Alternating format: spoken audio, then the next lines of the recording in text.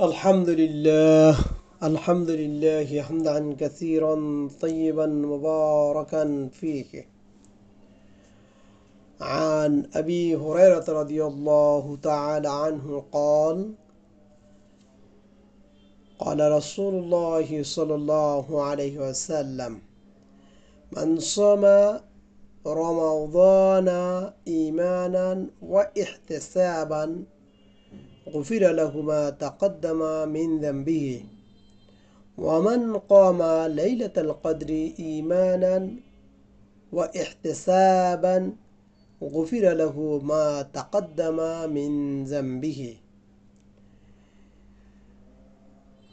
হযরত আবু হুরায়রা রাদিয়াল্লাহু তাআলা আনহুর বর্ণিত হাদিস, লাইলাতুল কদর সম্পর্কে রাসূলুল্লাহ সাল্লাল্লাহু আলাইহি ওয়াসাল্লাম মুমিনদের জন্য যে উপদেশ দিয়েছেন, যেই নির্দেশনা দিয়েছেন, ইনশাআল্লাহ আমি আপনাদের সামনে তা বিস্তারিত উপস্থাপন করছি। প্রথমে দারসুল হাদিস উপস্থাপনায় আমি আপনাদের সামনে হাদিসের সরল অনুবাদ বা বাংলায় অনুবাদ উপস্থাপন করছি। হযরত আবু হুরায়রা রাদিয়াল্লাহু তাআলা আনহু নবী সাল্লাল্লাহু আলাইহি ওয়াসাল্লাম থেকে বর্ণনা করেন। তিনি বলেন, রাসূলুল্লাহ সাল্লাল্লাহু আলাইহি ওয়াসাল্লাম বলেছেন, যে ব্যক্তি ঈমান ও ইহতিসাবের সাথে রমজানের রোজা পালন করবে, আল্লাহ তাআলা তার পূর্বের সকল অপরাধ ক্ষমা করে দিবেন। আর যে ব্যক্তি ঈমান ও ইহতিসাবের সাথে লাইলাতুল কদরের রাতে দণ্ডায়মান হয়ে ইবাদত করবে, তারও আল্লাহ তাআলা পূর্বের গুনাহ খাতা মাফ করে দিবেন। সহিহ আল বুখারীর মধ্যে এটি বর্ণিত রয়েছে। রাবি পরিচিতি, নাম ও বংশ পরিচয়। হযরত আবু হুরায়রা রাদিয়াল্লাহু তাআলা আনহুর পূর্ব নাম ছিল আব্দুশ শামস। ইসলাম গ্রহণের পর রাসূলুল্লাহ সাল্লাল্লাহু আলাইহি ওয়াসাল্লাম তার নাম রাখেন আব্দুর রহমান। তার কুনিয়তি বা উপনাম ছিল হুরায়রা বা বিড়ালের শাবকওয়ালা। ছোটকাল থেকে বিড়াল ছানার প্রতি তার আসক্তির কারণে রাসূলুল্লাহ সাল্লাল্লাহু আলাইহি ওয়াসাল্লাম আদর করে আবু হির বলে ডাকতেন। সেখান থেকে তার নাম হয় আবু হুরায়রা। তার পিতার নাম ছিল সখর, মাতার নাম উমাইয়া। দাউস গোত্রের সন্তান বলে তাকে আবু হুরায়রা আদ-দাউসি বলা হয়। ইসলাম গ্রহণ। বিশুদ্ধ মতে প্রখ্যাত সাহাবী হযরত তুফাইল রাদিয়াল্লাহু তাআলা আনহু, তুফাইল ইবনে আমর আদ-দাউসি রাদিয়াল্লাহু তাআলা আনহু এর দাওয়াতে তিনি ৭ম হিজরিতে খায়বার বিজয়ের পর ইসলাম গ্রহণ করেন। মদিনা আসার পর তিনি নিরবিচ্ছিন্নভাবে রাসূল সাল্লাল্লাহু আলাইহি ওয়াসাল্লামের সাহচর্য লাভ করেন। হাদিস শাস্ত্রে তার অবদান। আবু হুরায়রা রাদিয়াল্লাহু তাআলা আনহু হলেন সর্বাধিক হাদিস বর্ণনাকারী সাহাবী। তার বর্ণিত হাদিসের সংখ্যা ৫,৩৭৪টি। সহিহ বুখারীর একটি বর্ণনায় তিনি বলেন, রাসূল সাল্লাল্লাহু আলাইহি সাল্লাম এর সাহাবাদের মধ্যে একমাত্র আব্দুল্লাহ বিন উমর ব্যতীত আর কেউ আমার চেয়ে বেশি হাদিস বর্ণনাকারী নেই। শাসন কার্য ও প্রাত্যহিক জীবন। দ্বিতীয় খলিফা হযরত উমর রাদিয়াল্লাহু তাআলা আনহু আবু হুরায়রা রাদিয়াল্লাহু তাআলা আনহুকে বাহরাইনের শাসক নিযুক্ত করে পরে অপসারণ করেন। তারপর আবার নিযুক্ত করতে চাইলে তিনি প্রত্যাখ্যান করেন এবং মদিনা ছেড়ে আকিক নামক স্থানে গিয়ে বসবাস করতে থাকেন। হযরত মুআবিয়া রাদিয়াল্লাহু তাআলা আনহু এর শাসন আমলে হযরত আবু হুরায়রা রাদিয়াল্লাহু তাআলা আনহু একাধিকবার মদিনার শাসক হিসেবে নিযুক্ত হয়েছিলেন। তবে শাসন ক্ষমতা তার স্বভাবগত মহত্ব, উদারতা ও অল্প তুষ্ট ইত্যাদি গুণাবলীতে কোনো পরিবর্তন সৃষ্টি করতে পারেনি। হযরত আবু হুরায়রা রাদিয়াল্লাহু তাআলা আনহু এর মৃত্যু। হযরত আবু হুরায়রা রাদিয়াল্লাহু তাআলা আনহু 78 বছর জীবন লাভ করেছিলেন। ওয়াকিদের মতে তার মৃত্যু 59 হিজরিতে, ইমাম বুখারীর মতে তার মৃত্যু 57 হিজরিতে। হাদিসের ব্যাখ্যা: মান সামা রমাদানা ঈমানান ওয়া ইহতিসাবান গুফিরা লাহু মা তাকদ্দামা মিন যামবিহি। এই হাদিসের প্রথম অংশে রমজানের রোজা পালনকারীকে দুটি শর্ত মেনে রোজা পালন করতে বলা হয়েছে। তা হলো ঈমানের সাথে। ঈমান অর্থ কি? ঈমান অর্থ হলো বিশ্বাস স্থাপন করা, যা কুফুরের বিপরীত। তাওহীদ, রিসালাত, আখিরাত সহ ইসলামে নির্দেশিত বিষয়গুলোর উপর প্রগাঢ় বিশ্বাস, অসম্ভব বিশ্বাস, অগাধ বিশ্বাস স্থাপন করাকে ঈমান বলা হয়। ইমাম ইবনে তাইমিয়া মৌখিক স্বীকৃতি, আন্তরিক বিশ্বাস ও সেটাকে কাজে পরিণত করার নামকে ঈমান বলেছেন। তার মতে আন্তরিক ও মৌখিক স্বীকৃতি একজন মানুষকে মুসলমান করতে পারে, কিন্তু প্রকৃত ঈমানদারে পরিণত করতে পারে না। ঈমানের দাবি অনুযায়ী কাজ না করলে কেউ সত্যিকার মুমিন হতে পারে না। আল্লাহ তাআলা ঈমান বা মুমিনের পরিচয় দিতে গিয়ে পবিত্র কুরআনুল কারীমে বলেন, ইন্নামাল মুমিনুনা আল্লাযীনা ইযা যুকিরাল্লাহু ওয়াজিলাত কুলুবুহুম ওয়া ইযা তুলিয়াত আলাইহিম আয়াতুহু যাদাতহুম ঈমানা وعلى ربهم يتوكلون الذين يقيمون الصلاة ومما رزقناهم ينفقون أولئك هم المؤمنون حقا لهم درجات عند ربهم ومغفرة ورزق كريم إنما المؤمنون الذين إذا ذكر الله وزلت قلوبهم প্রকৃত মুমিন তারাই যখন তাদের নিকট আল্লাহ তাআলার নাম স্মরণিত হয় তখন তাদের অন্তর কেঁপে ওঠে, আর যখন তাদের নিকট তার আয়াত পঠিত হয় তখন তাদের ঈমান বর্ধিত হয়।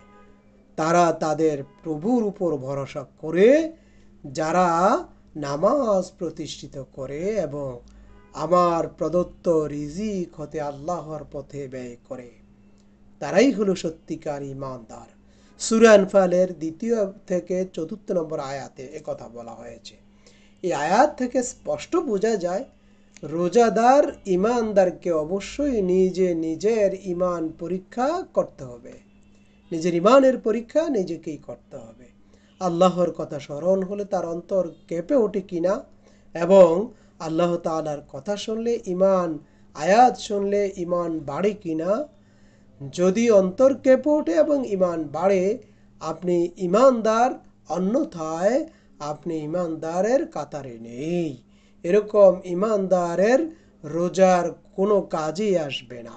অর্থাৎ যে ঈমানদারের অন্তর আল্লাহ তাআলার ভয়ে কেঁপে ওঠে না এবং কোরআন পড়লে আল্লাহ তাআলার আয়াত বা নিদর্শনাবলী দেখে তার অন্তর কেঁপে ওঠে না, তার ঈমান বাড়ে না, ওই ঈমানদারের রোজার কোনো মূল্য নেই। অন্য আয়াতে আল্লাহ সুবহানাহু ওয়া তাআলা বলেন, ইন্নামাল মুমিনুনা আল্লাযীনা আমানু বিল্লাহি ওয়া রাসূলিহি সুম্মা লাম ইয়ারতাবু ওয়া জাহাদু বিআমওয়ালিহিম ওয়া আনফুসিহিম ফি সাবিলিল্লাহ উলাইকা হুমুস সাদিকুন। অর্থ, মুমিন কেবল তারাই যারা আল্লাহ তাআলা এবং তার রাসূলের উপর ঈমান এনেছে, রাসূলের প্রতি ঈমান এনেছে, অতঃপর সন্দেহ পোষণ করেনি। তারা নিজেদের সম্পদ, জীবন দিয়ে আল্লাহর রাস্তায় জিহাদ করে, আর এরাই হলো সত্যনিষ্ঠ। সূরা হুজরাতের 15 নম্বর আয়াতে একথা বলা হয়েছে। এই আয়াত থেকে অনুধাবন করা যায়, আমি ঈমান এনেছি, আবার ঈমান আনার সাথে সাথে এ ব্যাপারে সন্দেহ সংশয় পোষণ করছি এবং আল্লাহ তাআলার রাস্তায় মাল, সম্পদ ও জীবন দিয়ে জিহাদে অংশগ্রহণ করছি না। এই অবস্থায় আমি থাকলে আমি সত্যিকার ঈমানদার হতে পারবো না। আল্লাহ তাআলা রোজা ফরজ করেছেন শুধুমাত্র ঈমানদারদের উপরে, বেঈমানদের উপরে রোজা ফরজ করা হয় নাই। কাজেই রোজাদারকে অবশ্যই ঈমানের অধিকারী হতে হবে। রোজার বর্ণনায় আল্লাহ তাআলা বলেন, ইয়া আইয়ুহাল্লাযীনা আমানু কুতিবা আলাইকুমুস সিয়াম কামা কুতিবা আলাল্লাযীনা মিন ক্বাবলিকুম লাআল্লাকুম তাত্তাকুন। হে মুমিনগণ, তোমাদের উপর সিয়াম বা রোজা ফরজ করা হয়েছে যেভাবে ফরজ করা হয়েছিল তোমাদের পূর্ববর্তীদের উপর, যাতে করে তোমরা তাকওয়া অবলম্বন করতে পারো। সূরা বাকারার 183 নম্বর আয়াতে এই কথাটি বলা হয়েছে। এখন প্রশ্ন হলো, ইহতিসাব কি? যেহেতু রাসূলুল্লাহ সাল্লাল্লাহু আলাইহি ওয়াসাল্লাম বলেছেন, মান সামা ঈমানান ওয়া ইহতিসাবান, ঈমান এবং ইহতিসাবের সাথে রোজা রাখার জন্য বলেছেন। তাহলে দ্বিতীয় বিষয়টি হলো ইহতিসাব। ইহতিসাব কি? ইহতিসাব শব্দের অর্থ হলো সংস্কারের উদ্দেশ্যে সমালোচনা করা।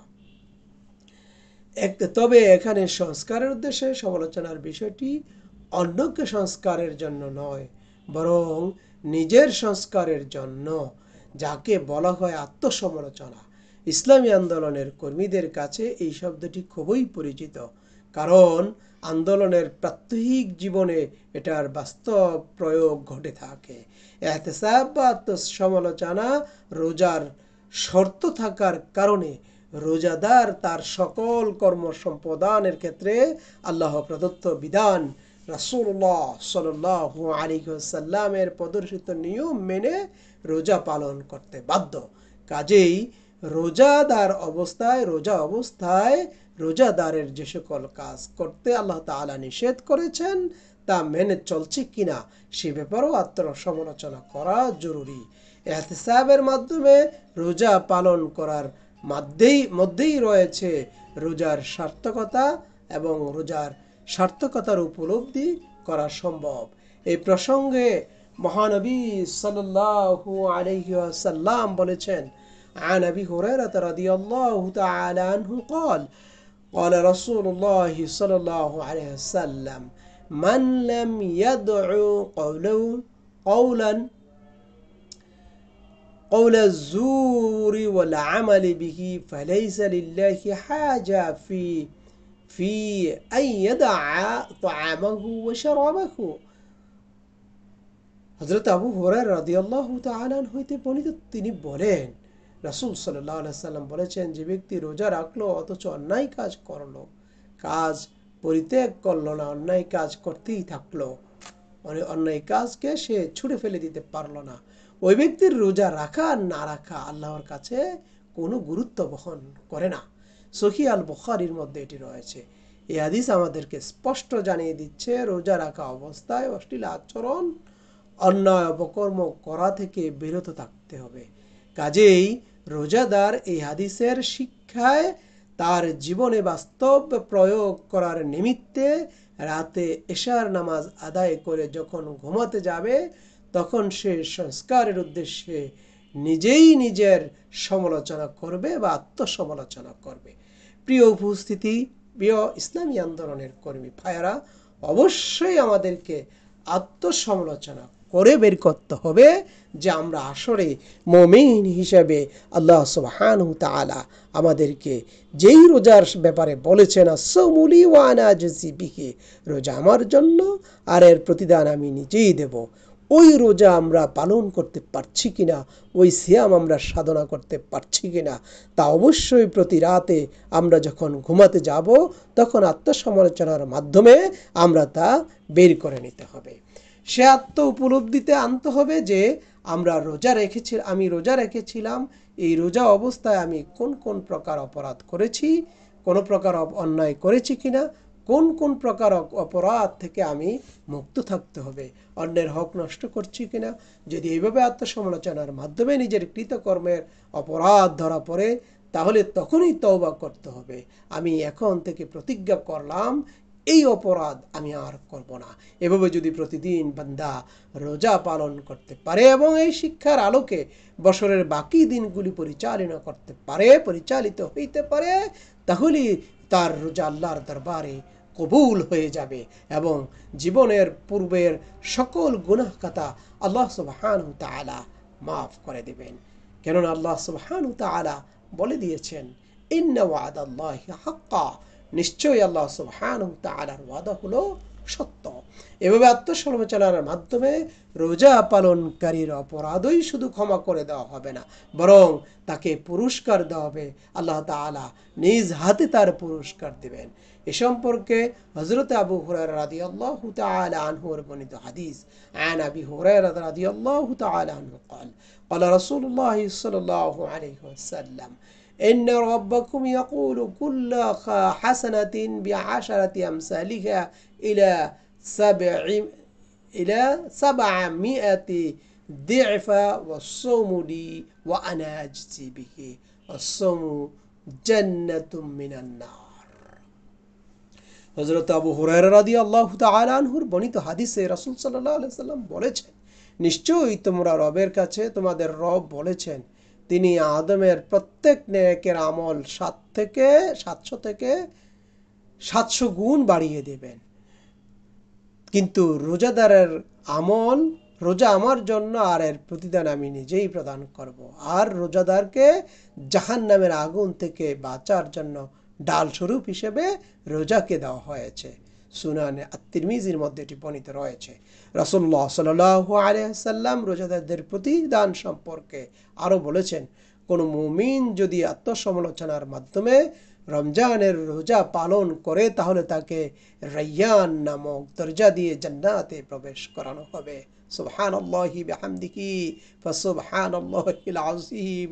আল্লাহুম্মা ওয়াফফিকনা লিদুখুলিল জান্নাহ বিবাবির রায়হান। আল্লাহুম্মা তাকাব্বাল মিন্না ইন্নাকা আনতাস সামিউদ দুআ। রোজাদার ছাড়া আর কেউই দরজা দিয়ে প্রবেশ করতে পারবে না। الحديث بنيت عن سهال رضي الله تعالى عنه عن النبي صلى الله عليه وسلم قال إن في جنتي بابا يقال له الريان يدخل منه الصائمون يوم القيامة। নিশ্চয়ই জান্নাতের মধ্যে একটি দরজা আছে যেই দরজার নাম হলো রায়্যান। এই দরজা দিয়ে কিয়ামতের দিন কেবলমাত্র রোজাদারগণ প্রবেশ করবেন। সহিহ আল বুখারীতে এটি বর্ণিত রয়েছে। পক্ষান্তরে যারা আত্মসমালোচনার মাধ্যমে রোজার প্রকৃত হক আদায় করে রোজা পালন করবে না, কিয়ামতের দিন তাদের রোজা কোনো উপকারে আসবে না। রাসূলুল্লাহ সাল্লাল্লাহু আলাইহি সাল্লাম বলেছেন, আন আবি হুরায়রা রাদিয়াল্লাহু তাআলা আনহু قال أتريدون من المفلس قالوا المفلس فينا يا رسول الله من لا درهم له ولا متاع قال رسول الله صلى الله عليه وسلم المفلس من أمتي من يأتي يوم القيامة بصلاته وصيامه وزكاته ويأتي قد شتم هذا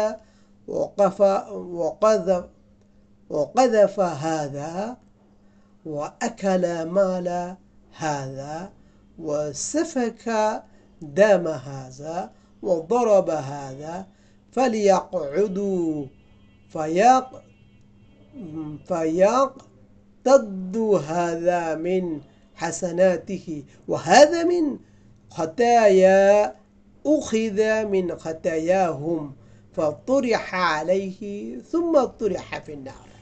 হযরত আবু হুরায়রা রাদিয়াল্লাহু তাআলা আনহুতে বর্ণিত, তিনি বলেন রাসূল সাল্লাল্লাহু আলাইহি সাল্লাম বলেছেন, সাহাবীদেরকে বলেছেন, তোমরা কি জানো হতদরিদ্র কে?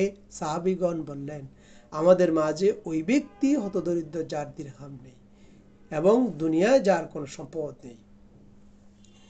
রাসূলুল্লাহ সাল্লাল্লাহু আলাইহি সাল্লাম বলেন, আমার উম্মতের মাঝে হতদরিদ্র ওই ব্যক্তি যে কিয়ামতের দিন পরিপূর্ণ নামাজ, রোজা, যাকাত সহকারে উঠবে। ঠিক সেই সাথে অন্যকে কষ্ট দিবে, অপবাদ দিবে, অন্যের মাল আত্মসাৎ করবে, অন্যকে আঘাত দিবে, রক্তপাত ঘটাবে, অন্যকে প্রহার করবে। কিয়ামতের দিন তাকে বলা হবে, তুমি অন্যের হক নষ্ট করেছ, এখন তুমি তোমার পাওনা দিয়ে পরিশোধ করে দাও।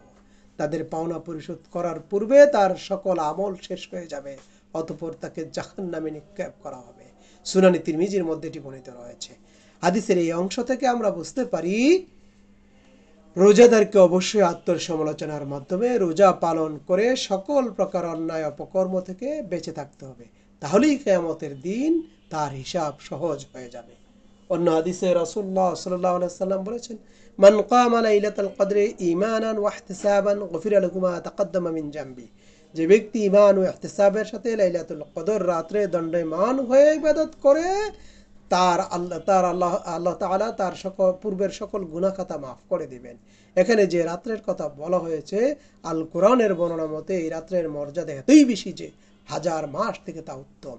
আল্লাহ সুবহানাহু ওয়া তাআলা বলেন, ইন্না আনজালনাহু ফি লাইলাতিল কদর ওয়া মা আদরাকা মা লাইলাতুল কদর লাইলাতুল কদরি খায়রুম মিন আলফি শাহর তানাজ্জালুল মালায়েকাতু ওয়ার রূহু ফিহা বিইذনি রাব্বিহিম মিন কুল্লি আমর সালামুন হিয়া হাত্তা মাতলাইল ফাজর। অর্থ, নিশ্চয়ই আমি এটি নাজিল করেছি লাইলাতুল কদরে।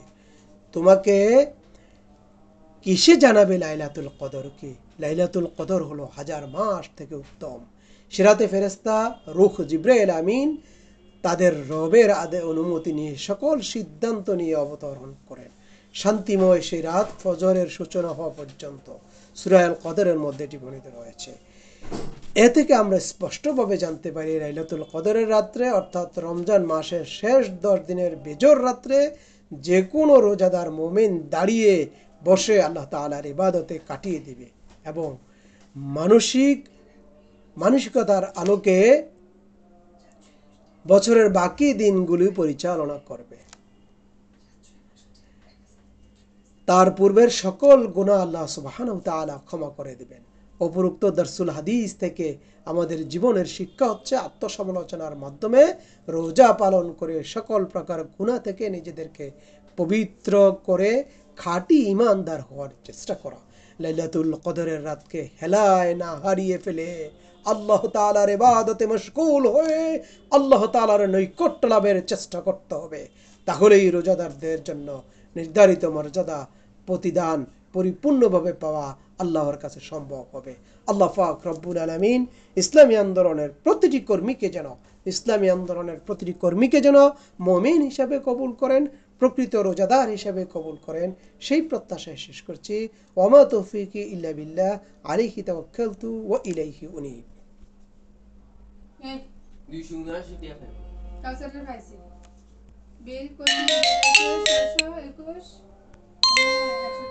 তোমার ভাই